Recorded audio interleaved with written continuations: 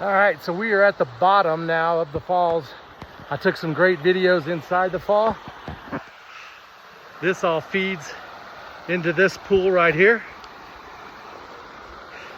There's the overflow, and then they have a small gate here. They can regulate how much water flow goes down. But check this out.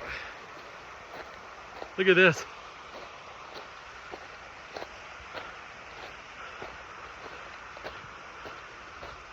Oh yeah. That's your view.